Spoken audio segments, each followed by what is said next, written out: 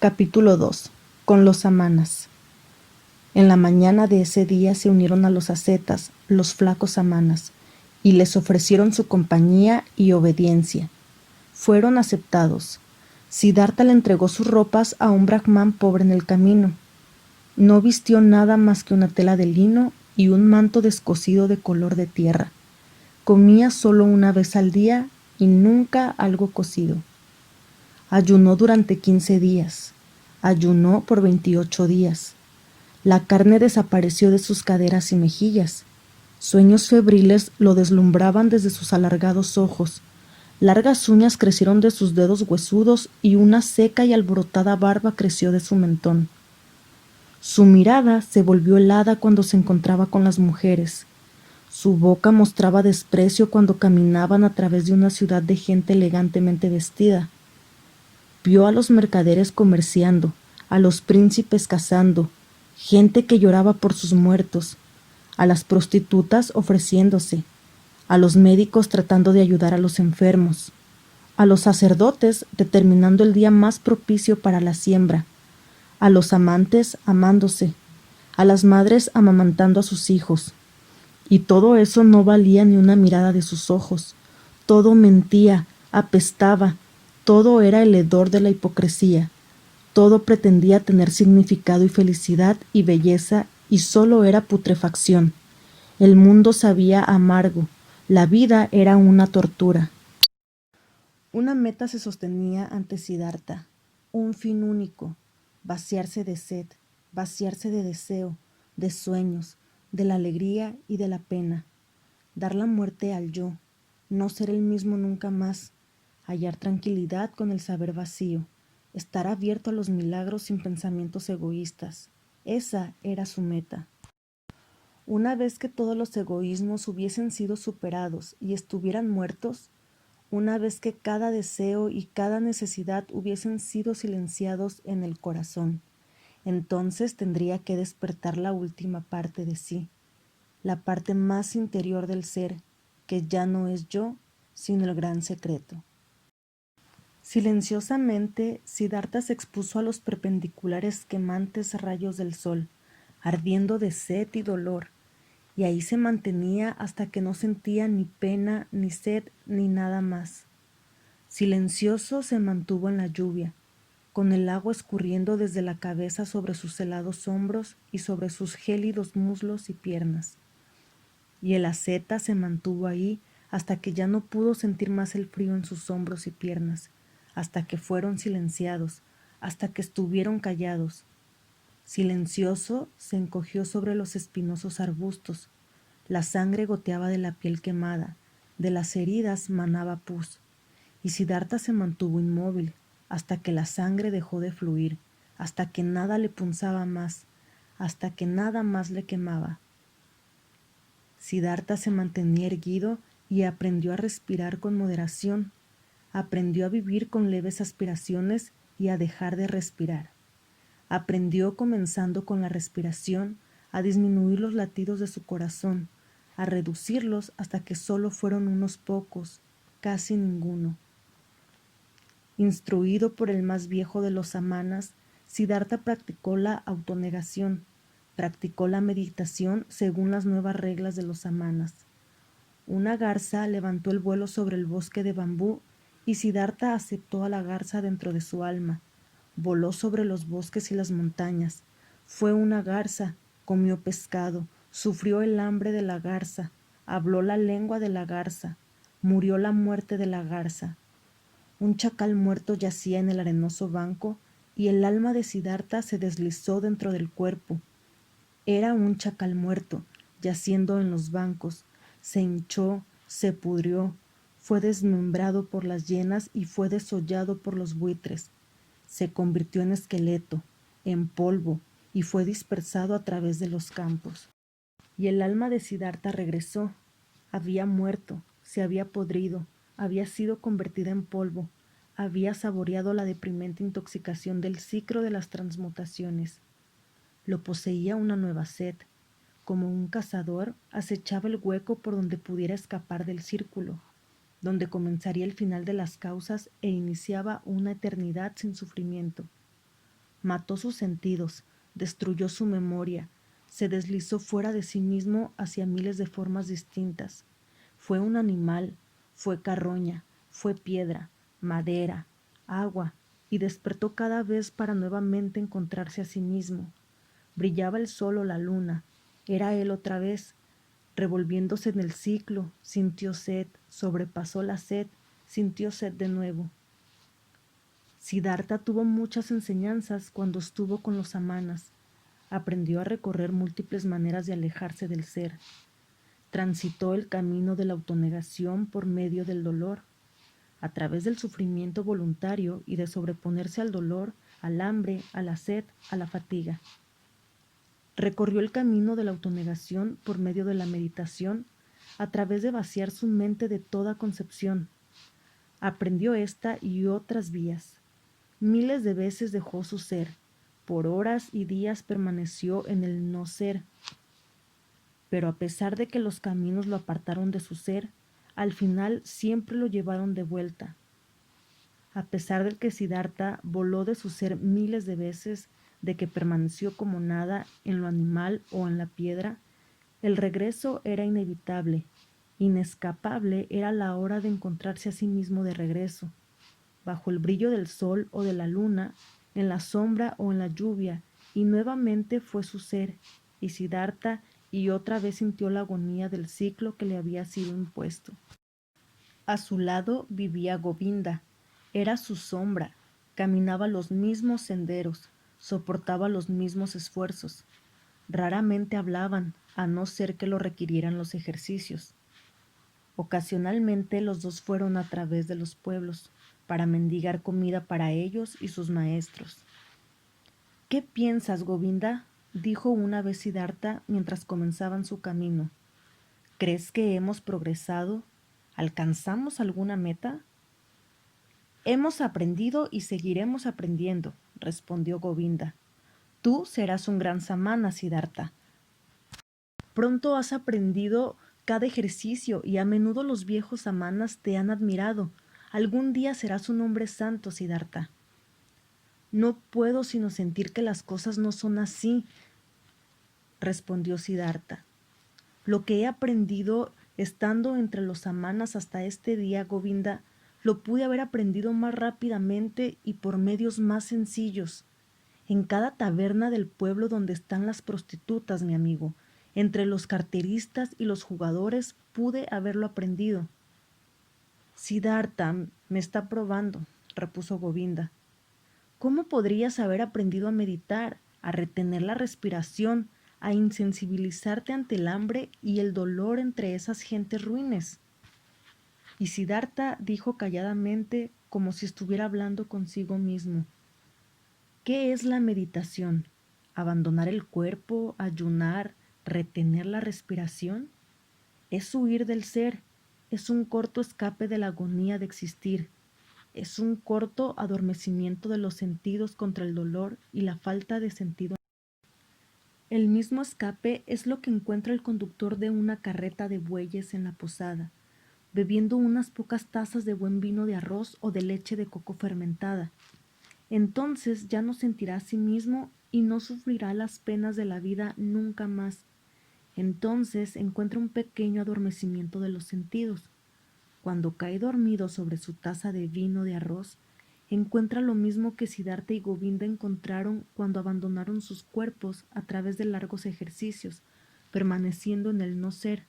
Así es como es, Govinda. Eso dices, repuso Govinda, y sin embargo sabes que Siddhartha no es un conductor de carretas de bueyes y que un samana no es un borracho.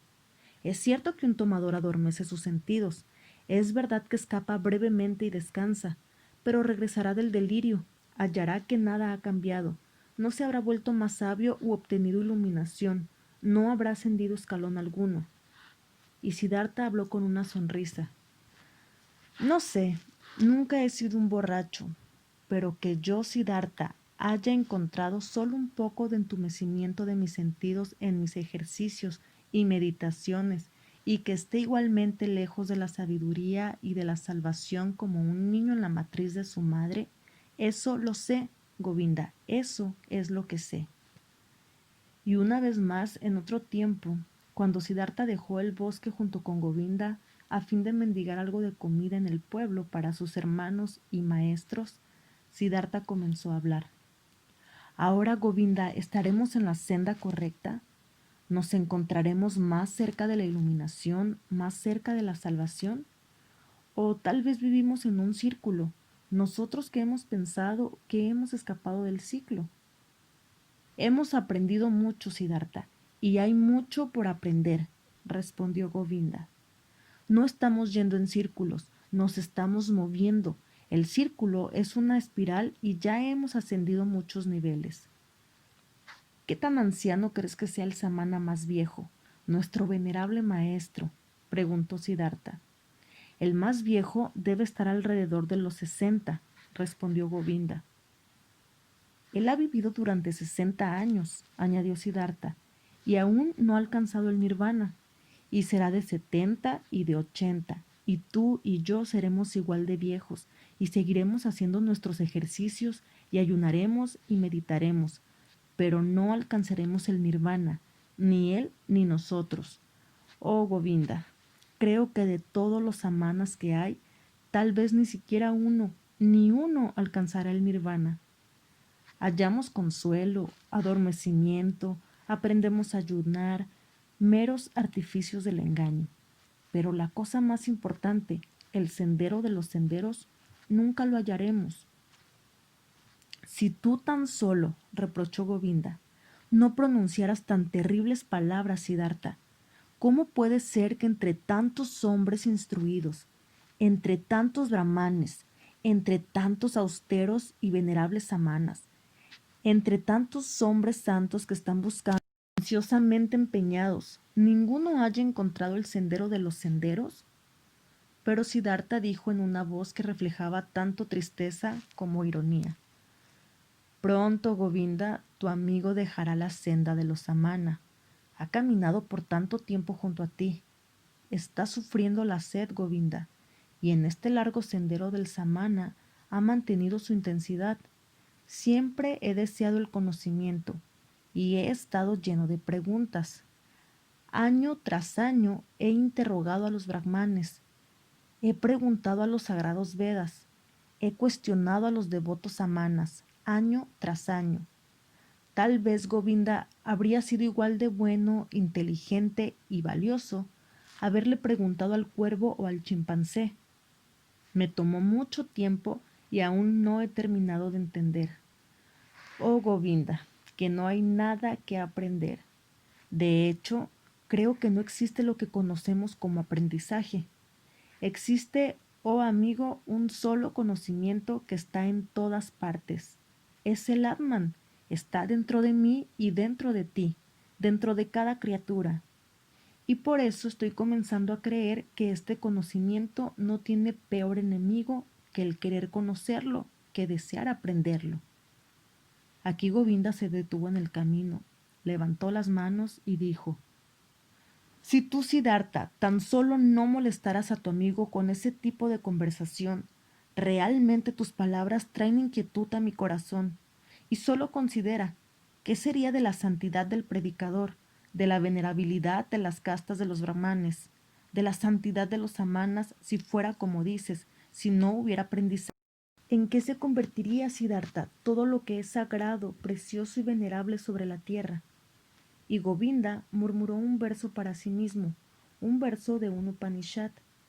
Aquel que reflexionando de espíritu puro se pierda en la meditación del Atman, siente en su corazón una alegría inexpresable en palabras. Pero Siddhartha permaneció en silencio. Pensaba acerca de las palabras que había dicho Govinda y meditó en su más profundo significado. Sí, pensó parado con la cabeza baja. ¿Qué permanecería de todo lo que parecía ser sagrado para ellos? ¿Qué quedaría? ¿Cuánto de ello pasaría a la prueba? Y agitó la cabeza.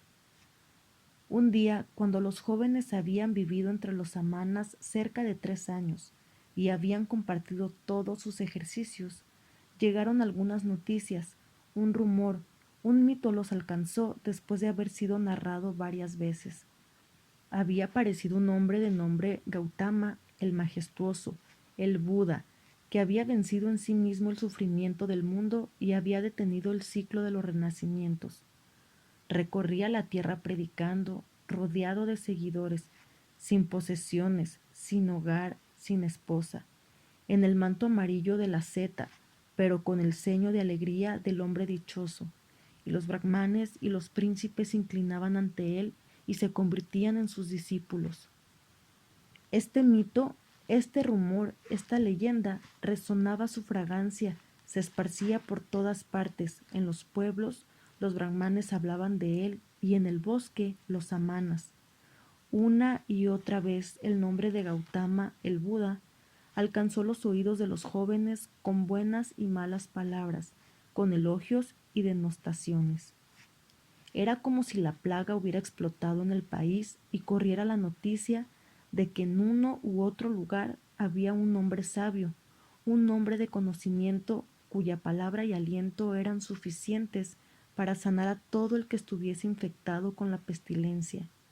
Y como si tales nuevas pudieran ir por la tierra entera y todos pudieran hablar de ello, muchos creerían, otros más dudarían, pero los más se pondrían en camino tan pronto como fuera posible.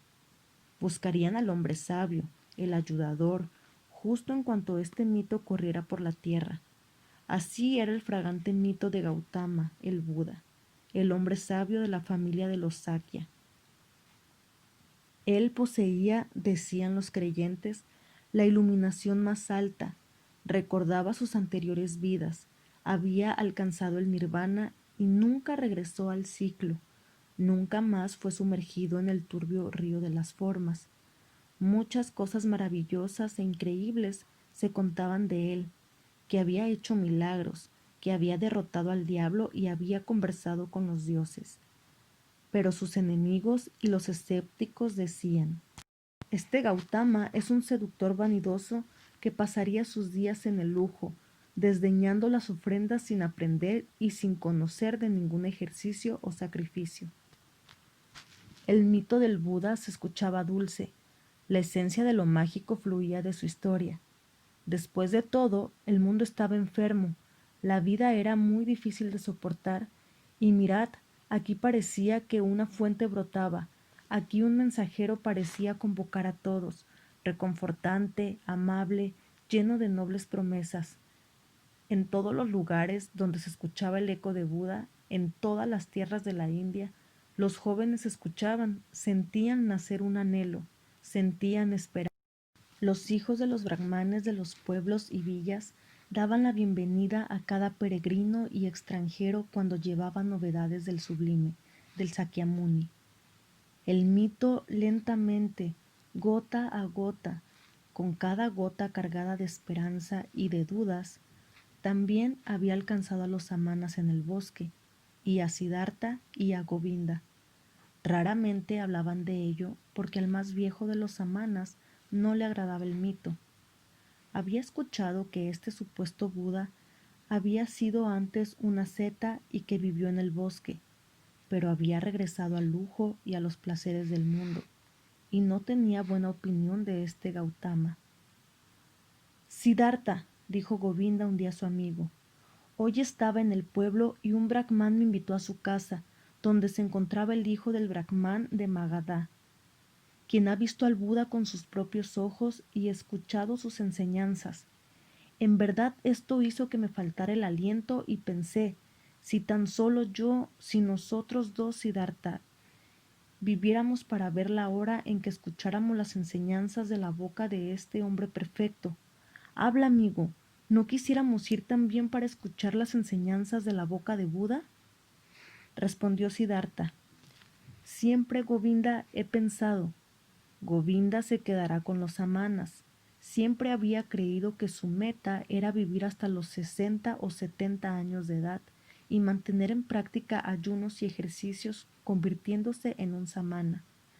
Ahora veo que no he conocido bien a Govinda, sé poco de su corazón. Y ahora tú, mi fiel amigo, ¿quieres tomar una nueva senda e ir hacia allá, a donde el Buda dispensa sus enseñanzas? Te burlas de mí, dijo Govinda. Mófate si quieres, Siddhartha, pero ¿no has desarrollado también tú un deseo, una necesidad de escuchar estas enseñanzas? ¿Y no me dijiste alguna vez que no caminarías la senda de los samanas por mucho tiempo más? Ante esto, Siddhartha rió a su manera, de forma en que su voz tomó matices de tristeza y de ironía. Bien, Govinda, has hablado bien, has recordado correctamente.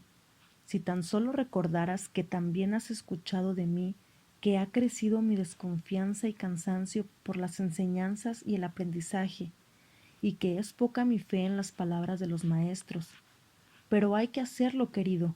Estoy deseoso de escuchar estas enseñanzas, a pesar de que en mi corazón creo que ya hemos probado la mejor fruta de esta doctrina. Tus deseos deleitan mi corazón, dijo Govinda, pero dime, ¿cómo puede ser posible que las enseñanzas de Gautama, incluso antes de que las hayamos escuchado, nos hayan revelado sus mejores frutos? Comamos esa fruta, dijo Siddhartha, y esperemos el resto. Oh Govinda, por lo tanto, gracias a Gautama abandonamos a los samanas. Aunque tenga otras cosas mejores que darnos, amigo, esperemos con el corazón en calma. Ese mismo día, Siddhartha comunicó a los más viejos de los samanas su decisión de dejarlos. Informó al más viejo con toda la cortesía y modestia de un joven discípulo. No obstante, el samana se enojó porque los dos jóvenes querían dejarlo y alzó la voz utilizando crudas groserías. Govinda estaba impresionado y avergonzado, pero Siddhartha acercó la boca al oído de Govinda y susurró: Ahora voy a mostrarle al viejo que he aprendido algo de él. Colocándose más cerca, frente al samana, con el alma concentrada, capturó la mirada del anciano con sus gestos, lo privó de su poder, lo hizo callar, lo despojó de su voluntad, lo sometió a su imperio, lo redujo a obedecer en silencio lo que se le ordenaba. El anciano enmudeció, sus ojos quedaron inmóviles, su deseo fue paralizado, sus brazos colgaban sin poder, había caído en el hechizo de Siddhartha. Los pensamientos de Siddhartha habían colocado al samana bajo su control, quien había hecho lo que le ordenaba. Y así el hombre se inclinó varias veces, gesticuló bendiciones, pronunció una piadosa bendición a su viaje.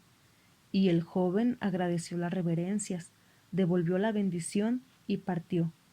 En el camino, dijo Govinda: Siddhartha, has aprendido más de los samanas de lo que yo creía. Es muy difícil lanzar un hechizo sobre un viejo samana. Verdaderamente, si te hubieras quedado ahí, pronto hubieras aprendido a caminar sobre... No busco caminar sobre el agua, dijo Siddhartha. Dejemos a los viejos samanas vivir contentos de tales hazañas.